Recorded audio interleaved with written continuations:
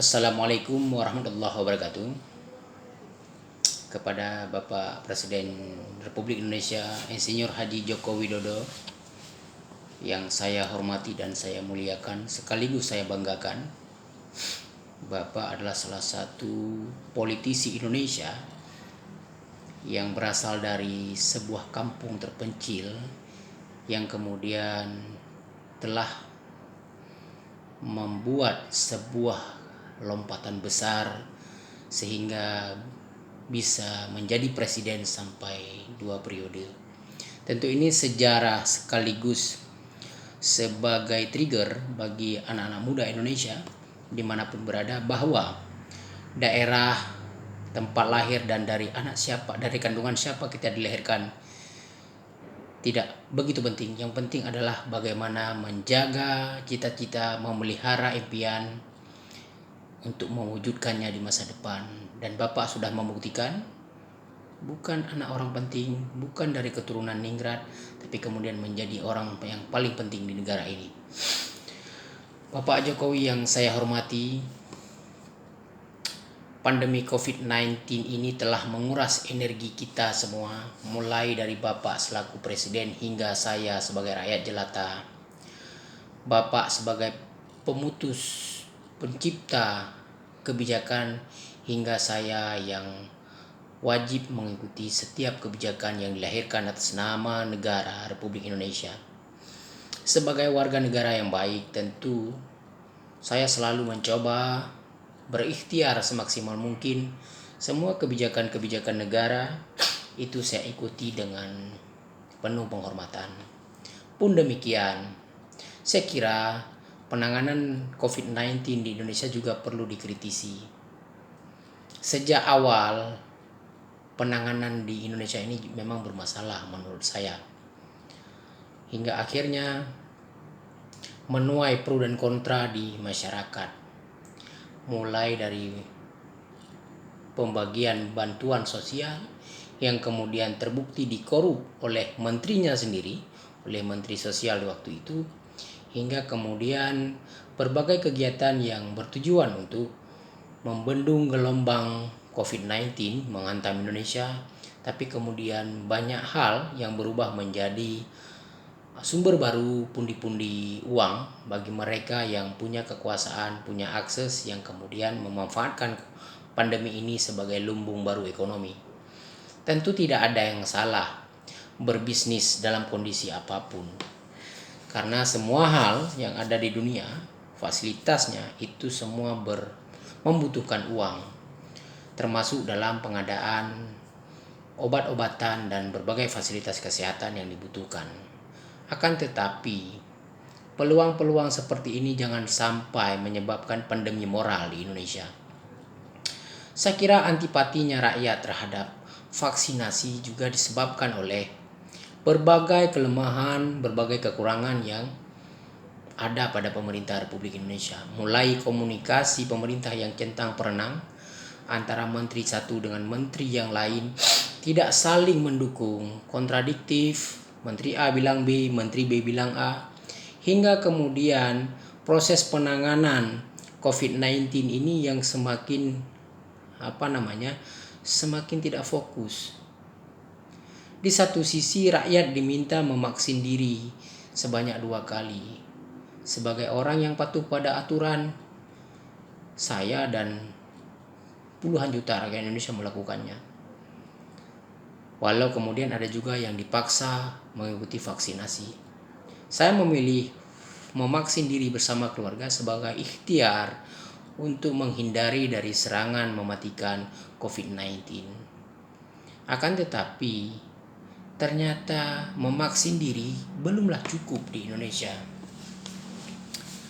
Untuk berbagai kepentingan, transportasi juga masih harus tes PCR atau antigen, yang itu harganya tidak murah. PCR mulai harga jutaan dan itu tidak cepat. Butuh berhari-hari baru hasil PCR-nya keluar. Artinya fasilitas kesehatan, alat tes antigen itu tidak tersedia di semua kabupaten kota di Indonesia. Seharusnya itu ada, Pak. Alat itu harus ada di setiap rumah sakit pemerintah hingga ke kabupaten. Jangan sampai satu provinsi hanya satu dan itu pun kewalahan.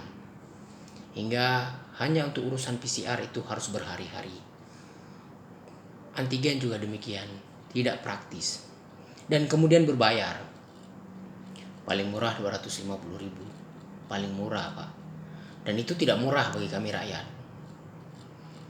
Kebijakan-kebijakan yang lahir kemudian mewajibkan rakyat PCR, tes antigen dengan harga yang terus turun akibat kritikan masyarakat. Artinya di sini ada masalah.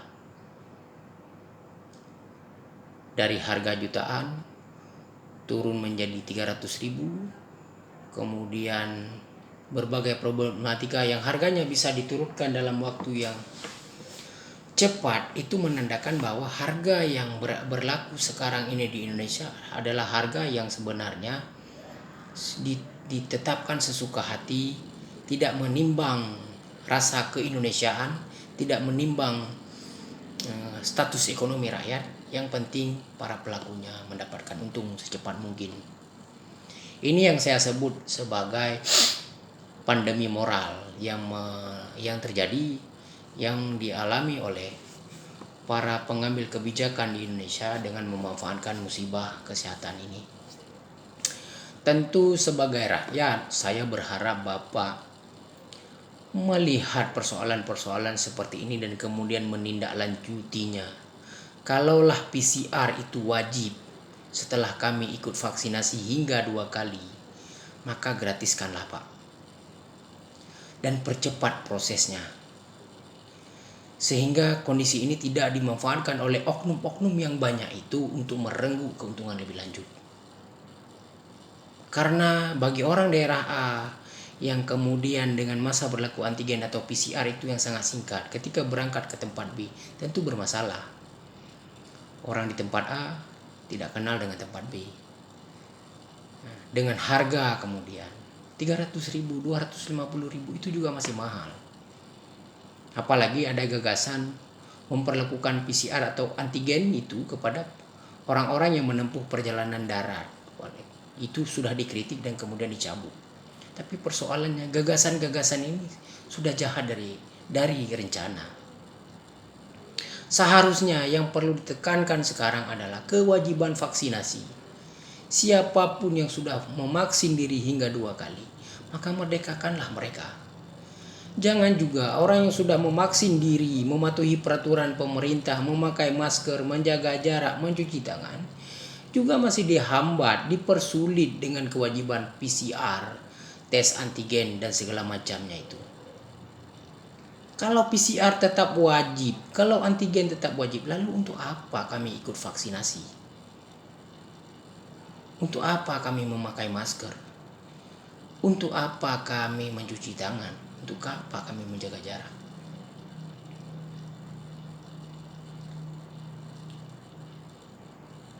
Saya kira bahwa setiap ada persoalan tentu menghadirkan keuntungan bagi pihak yang lain. Tapi janganlah begitu kasar cara menjemput keuntungan. Vaksin sudah cukup saya kira. Untuk apa lagi PCR?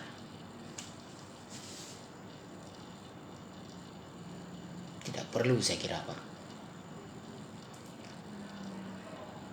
Orang-orang yang menolak vaksinasi dalam kondisi darurat seperti sekarang ini, yang menolak karena alasan-alasan bukan alasan kesehatan, saya kira perlu diatur khusus. Jangan sampai orang-orang yang sudah vaksinasi juga berdampak.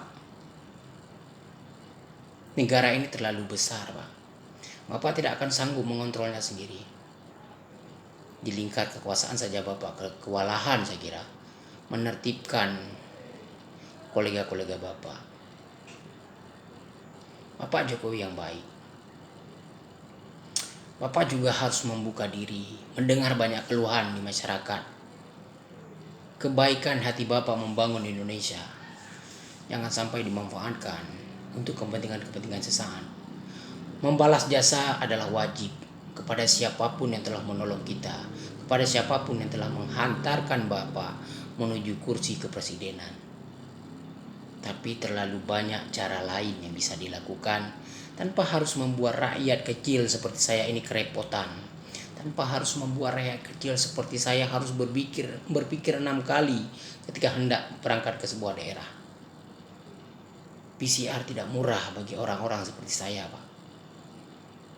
Terlalu mahal. Saya, Muhajir Juli, adalah rakyat Bapak yang terdampak COVID-19. Usaha saya kolab sehingga harga PCR walau itu 300.000 itu saya kesulitan.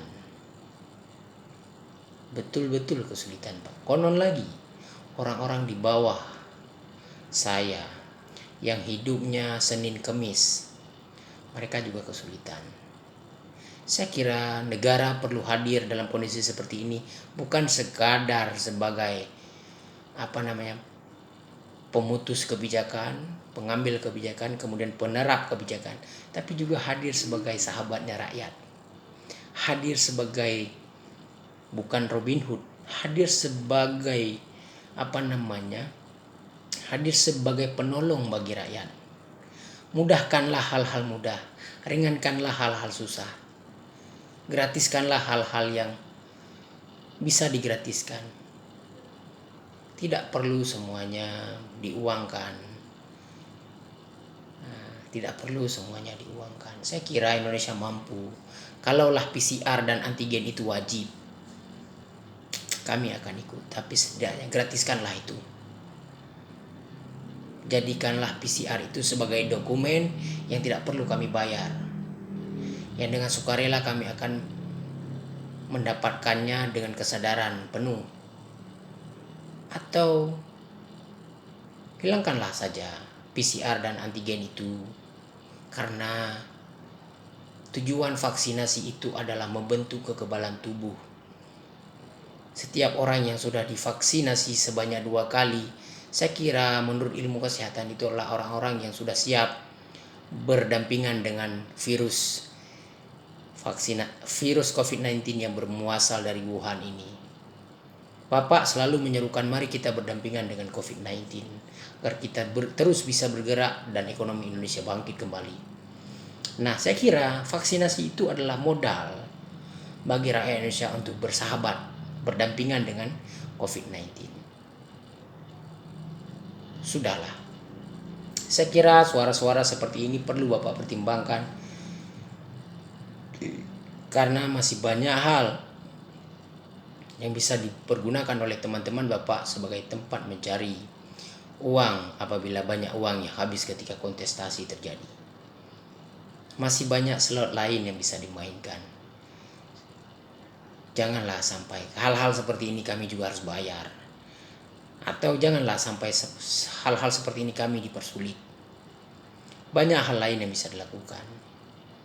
Bapak Presiden yang saya hormati, saya kira vaksinasi COVID-19 sebanyak 2 kali per manusia Indonesia yang memenuhi syarat sudah cukup sebagai modal bagi kami untuk berdampingan dengan COVID-19.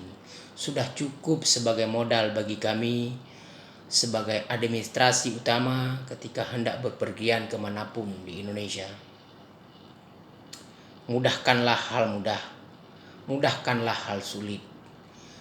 Pemimpin itu bukan sekadar pemberi perintah, tapi juga orang yang memberikan solusi terhadap persoalan.